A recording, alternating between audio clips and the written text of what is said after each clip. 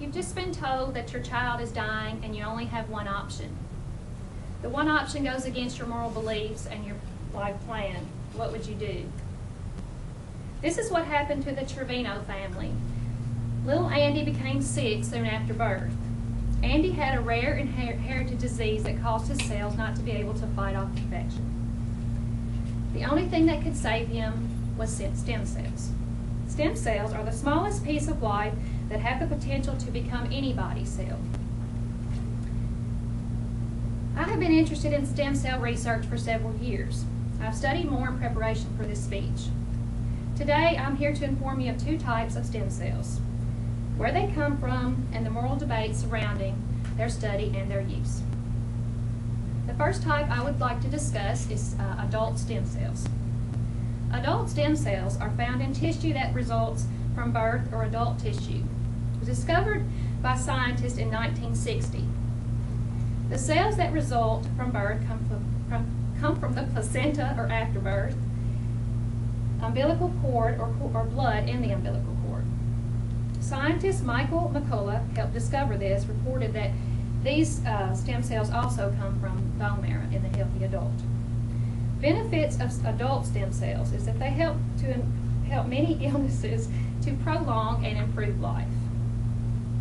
Adult stem cells are easy to obtain and they do not end life. The Oregon Right to Life group writer Reverend Thaddeus Pakolchik states that they exist naturally. They provide natural repair for many types of tissues in the body, and they have been successful for years. He reports new therapies are developed all the time using this type of cell. In the book by Jay Tazar, Stem Cells, Science on the Cutting Edge, they report that they replace skin cells, which are constantly being rubbed off, red blood cells that only last 2 months, white blood cells that are destroyed in infections, and bone cells that are replaced every 7 years. Adult cells are the only cells successful in humans. Disadvantage of adult stem cells do exist. Also, according to Tazar, they do not last long. They're not flexible. They cannot change to any cell type. Scientist Irving Weissman reported that they are not concentrated and only one is found in every 10,000 bone marrow cells.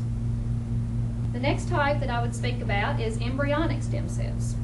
Embryonic stem cells are those that come from embryos or unborn humans or the products of unborn humans. They were discovered in the 1980s by scientist Gail Martin. Embryos have everything in them to become human. Sometimes these are created artificially by those desiring a child. Extra embryos result and are often donated for stem cell research. These cells are also obtained from embryos donated after miscarriage or loss of pregnancy.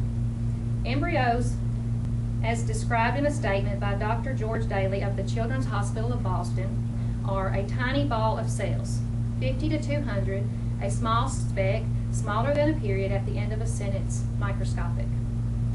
The benefits of embryonic stem cells are only seen in experiments and really only involve the characters that these cells have. They are flexible and they can change to any cell type. They last a long time. They are easy to isolate and grow. They divide and renew for long periods of time. Disadvantages of embryonic stem cells involve issues of ethics and unproven results. They end the life in all cases except miscarriage. They cause a heated ethical dilemma. Many religions have a negative stance. The Catholic Archbishop of Philadelphia, Justin Regali, in 2007 letter to Congress challenges whether it is worth it to plan suppression or death of a human who already exists, especially when studies have not been successful and the increased risk of uncontrollable growth or tumor formation exist. Scientists' views acknowledged in recent Wall Street Journal by George and Berry that embryonic stem cell use is at best speculative. It cannot be used in clinical trials. It is not morally justified. It destroys life in the cause of saving it. More hope exists in the products of live birth.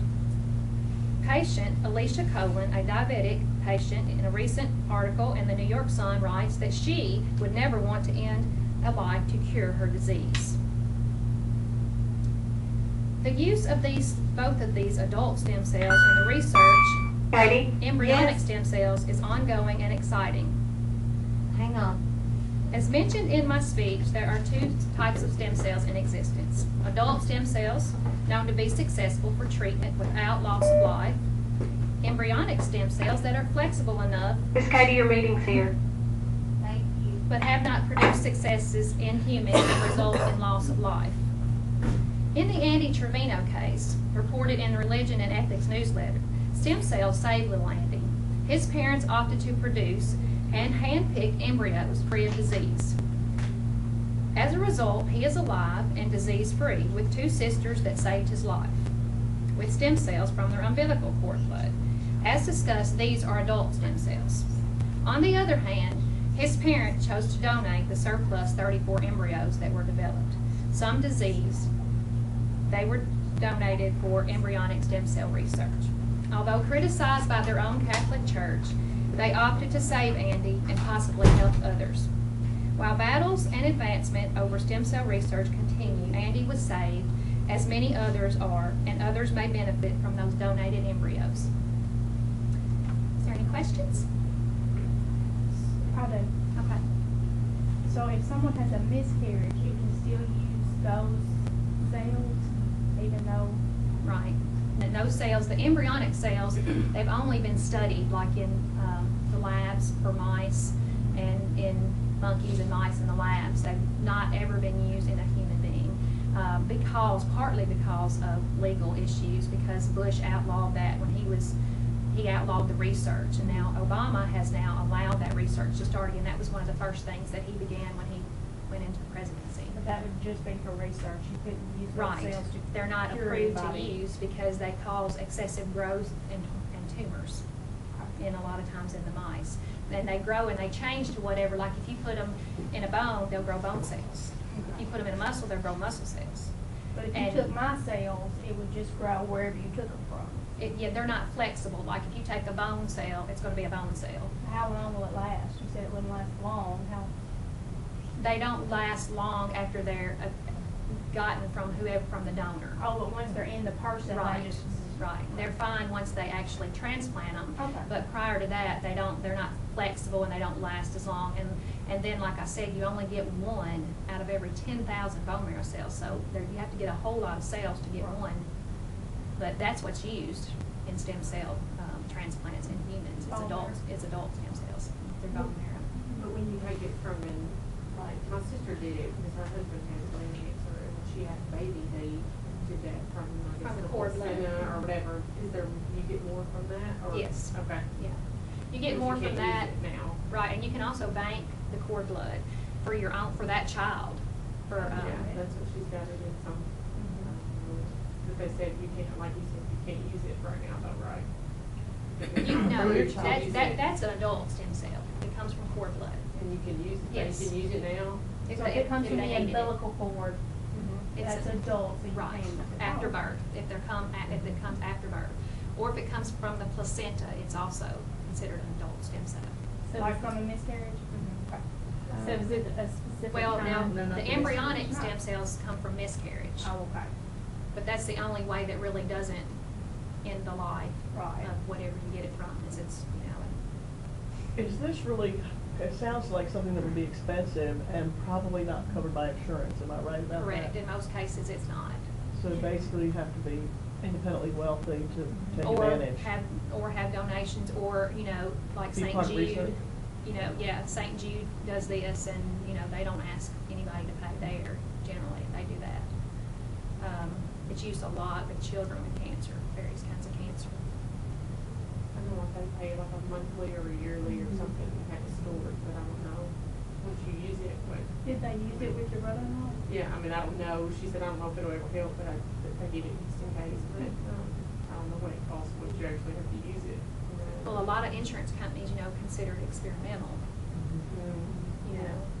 but I would assume that, I don't know for sure, but I would assume that some of them are paying for it now after so many successes. But, what you actually do is you kill off all of that person's, their own stem cells, and you put them in an isolated type situation, and then they get the transplant. So, That sounds like an ordeal too. and it's dangerous too. But, Yeah. But when you're faced with this or death. Right. But what do you do if you, that's what I was debating about with them, if you produce 36 embryos, obviously you're not gonna have 36 children.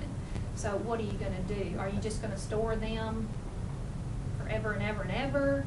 Are you gonna keep them and donate them to somebody wanting to have a baby, and then they'll really be your, I don't know, that's kind of just. That's where the ethics That's where comes the in. ethics comes in, is it's kind of a.